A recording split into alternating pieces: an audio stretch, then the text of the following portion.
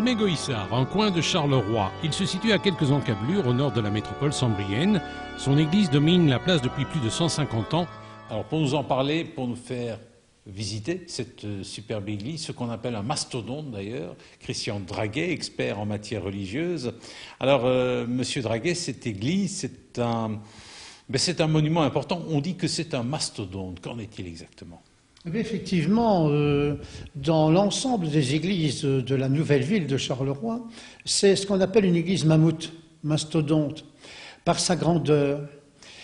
Il faut savoir que historiquement, quand on a conçu le projet de bâtir cette église, les personnes de l'époque étaient parties pour une chapelle, parce qu'on était en 1853. Et à ce moment-là, la population commençait seulement à augmenter. Mais sur le temps que le projet soit avancé, qu'il soit constitué, on a eu ici une main-d'œuvre étrangère qui est venue. Et quand on dit étrangère, c'était celle du nord du pays. Mais à l'époque, le concept était comme ça. Il y avait énormément de Flamands qui venaient travailler dans les mines et dans les verreries. Et donc, à ce moment-là, on a eu un accroissement de population exceptionnel sur 10 ans, si bien que le projet en cours de route a été remodelé et on a dit on va faire une grande église. Et cette église, elle a été conçue pour contenir 1000 personnes. Un petit musée rappelle la construction de l'édifice qui dure 3 ans. Durée jugée normale à une époque où les engins de levage sont rudimentaires. La cuisson des briques d'ailleurs se déroule sur place. L'espace muséal évoque ce chantier, mais aussi la famille Bivort, liée à l'histoire industrielle du bassin Carolo. Effectivement. Donc les Bivort sont une famille émergente du XIXe siècle.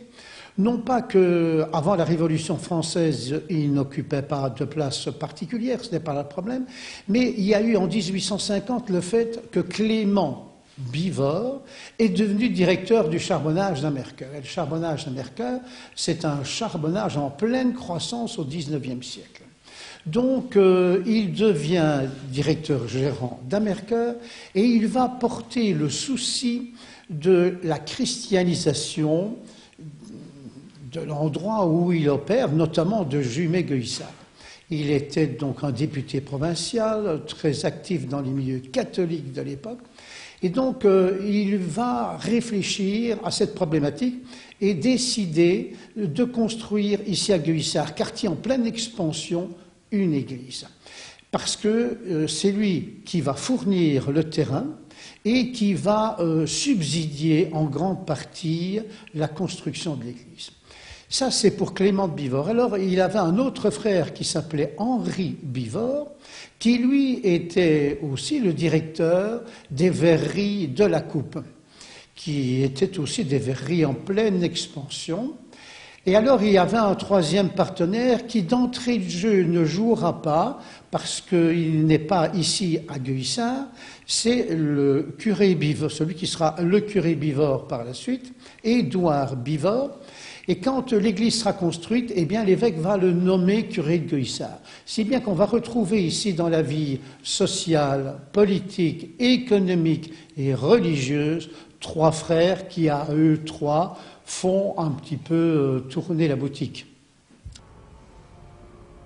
Lors de son inauguration, on baptise l'édifice Église de l'Immaculée Conception, une titulature très à la mode à l'époque. C'était l'aboutissement d'une longue réflexion dans l'Église et il y avait eu dans la même période les apparitions de Lourdes où là-bas la Vierge avait dit qu'elle s'appelait l'Immaculée Conception. Alors Christian Draguet, la première chose que l'on remarque quand on entre dans cette église, c'est le chœur, absolument sublime. Effectivement, le chœur tel qu'on le voit aujourd'hui n'est évidemment pas le chœur d'origine, parce qu'à l'origine les gradins étaient nettement plus bas, il y avait une marche au banc de communion, et puis 3 marches, et c'était tout. Et il y avait un autel de bois. Et cet autel de bois, il est resté jusqu'en 1947. Et en 1947, il y a eu une profonde restauration ici de l'église, parce qu'elle avait bougé à cause du charbonnage, des galeries qui passaient en dessous de l'église. Donc, on en a profité à ce moment-là pour dire, on va renouveler l'autel, on va lui mettre ici dans le chœur un autel définitif. Et cet autel définitif, c'est celui que l'on voit maintenant, mais qui n'était évidemment pas là. Il était dans le fond du chœur, au pied de la croix, là où la croix se trouve maintenant. Et alors, en 1963, quand le concile a demandé qu'on dise la messe face au peuple, le curé de l'époque, très rapidement, a avancé le chœur. Donc, on a le chœur qui avance au milieu du transept avec 3 marches supplémentaires, et on a transposé l'autel du fond du chœur jusque ici devant. Mais c'est cet autel de 1947 qui a été déplacé. Alors une chose que l'on constate aussi, pas de chaire de vérité. Non, il y avait une chaire de vérité jusqu'en 1963. C'était d'ailleurs une chaire de vérité Renaissance qui venait de la vieille église de Gerpine, qui était très belle. Mais comme le curé de l'époque était un liturgiste de pointe, en 1963, il a avancé l'autel et il a bazardé le banc de communion et la chaire de vérité. Et d'ailleurs, il y a une langue de bois sur le propos, parce que personne ne sait où ça est passé. On dit qu'on a mis la hache dans tout ça, mais je n'en suis pas convaincu.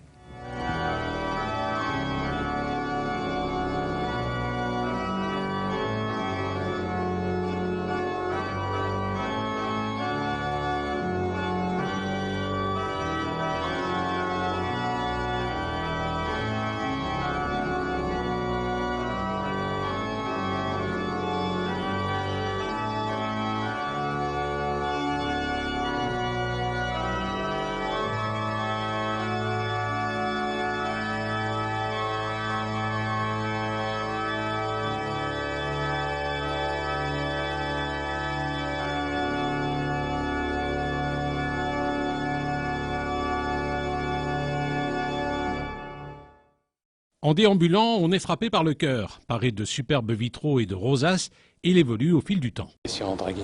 En fait, des rosaces dans un édifice qui se veut néo-roman, c'est bizarre, parce que le néo-roman n'a pas de rosaces. Alors ici, l'architecte de l'époque, qui s'appelait Bruyenne, c'est un homme qui va, dans son profil architectural, intégrer des éléments d'un peu partout. Et la rosace, le triforium, donc les baies et les fenêtres qui sont là en dessous, sont typiques du néo-gothique. Le triforium, on ouvre une grille pour le découvrir. Ici, elle est d'une taille normale, il y a des tailles beaucoup plus grandes. Si on va à la cathédrale de Tournai, on a un triforium qui est aussi large que la nef en dessous, avec des fenêtres, et ça devient alors à ce moment-là ce qu'on appelle une claire-voie. Il est temps maintenant de monter un escalier en colimaçon. Au bout du parcours du combattant, l'orgue, une perle imposante avec ses 1000 tubes et sa chambre qui ressemble à une petite maison. L'instrument a une histoire qui remonte avant la construction de l'église.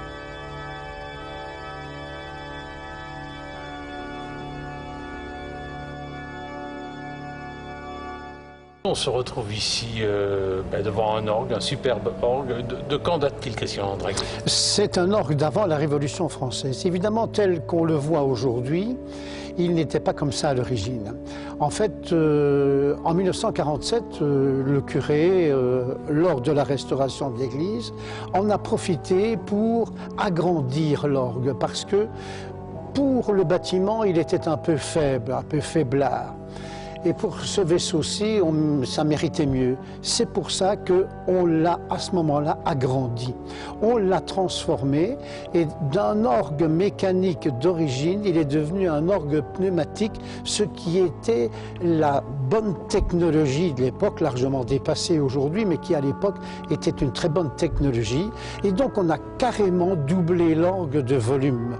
Ce qu'on ne sait pas, c'est que l'organiste, même si l'orgue est puissant, il y arrive parfois de ne plus l'entendre. En tout cas, il lui arrivait de ne plus l'entendre parce qu'il y avait beaucoup de monde dans l'église. Alors c'était un phénomène assez spécial. Oui, effectivement, quand l'église est remplie, nous avions connu des assemblées de plus de 500 personnes, notamment lors des communions. Eh bien, on a l'impression à un moment donné qu'il y a un problème à l'orgue parce qu'il ne sonne plus comme d'habitude. Et tout ça simplement parce qu'il y a le phénomène lié aux vêtements. Plus il y a de vêtements, et donc 500 personnes, ça fait une importante surface absorbante, ça prend le son, et donc on se dit, tiens, l'orgue n'a plus sa puissance habituelle. Le phénomène de réverbéréo n'existe plus parce qu'il y a une absorption du son par les vêtements. Alors, ce que vous avez derrière vous, c'est un gros meuble. Hein.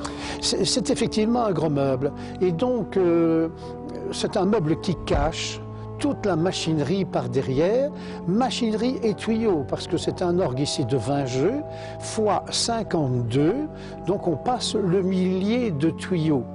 Il y a des petits, donc il y a des grands, il y en a en bois, il y en a en étain, il y a un peu de toutes les formes. Alors quand le réparateur vient, il rentre carrément dedans? Alors oui, donc c'est une maison, c'est une petite maison, donc le réparateur rentre dedans, il y a un plancher pour pouvoir circuler, et c'est comme ça qu'il essaye d'avoir accès à tous les tuyaux pour les accorder. Eh bien, nous allons découvrir maintenant en détail cet orgue parce qu'il propose des notes un peu spéciales. Allez, tant qu'on y est, Christian, une petite leçon s'impose.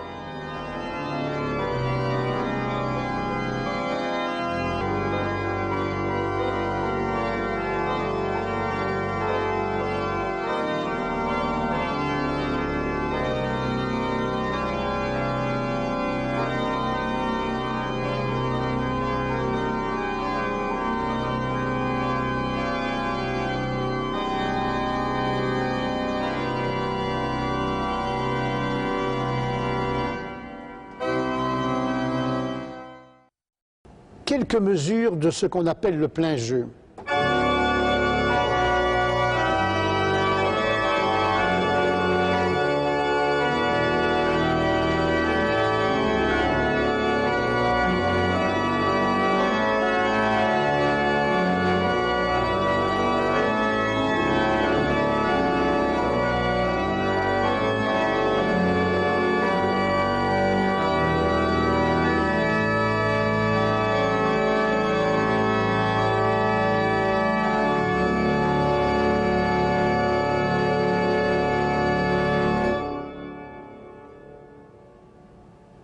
Comme cet orgue est un orgue d'avant la Révolution française, lors de la restauration de 1947, on a gardé les tuyaux de l'ancien orgue. Et les autres ont été ajoutés, mais on sait les repérer. Donc maintenant, on va avoir deux jeux, le bourdon 8 et la flûte 4, qui sont de l'ancien orgue et on les reconnaît à la clarté de leur timbre. On va écouter la flûte 4 toute seule maintenant.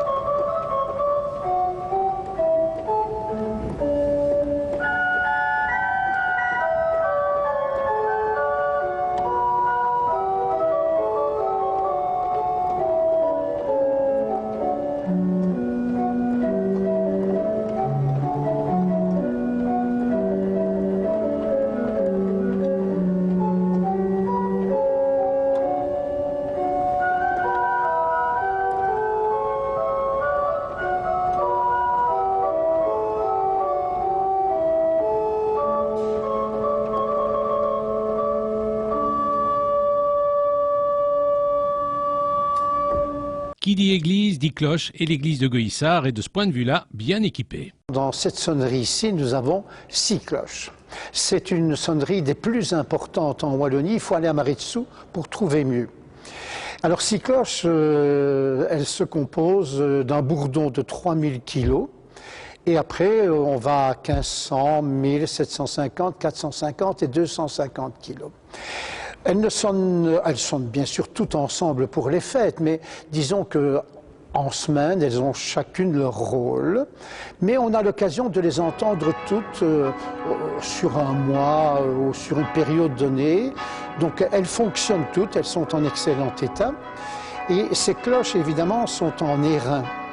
C'est donc un matériau très lourd et la tour, quand elle a été construite, on imagine qu'ils ont voulu y placer une grande sonnerie puisqu'ils ont prévu 2 chambres à cloches, ce qui est assez rare. Donc les cloches sont réparties sur 2 étages et c'est les étages les plus hauts parce qu'on ne met jamais les cloches dans le fond d'une tour parce qu'on va l'ébranler. Donc c'est surtout sur le dessus. Et alors la technique, c'est que les cloches, elles sonnent toujours d'avant en arrière pour que la tour ait le bâtiment comme contre-buté.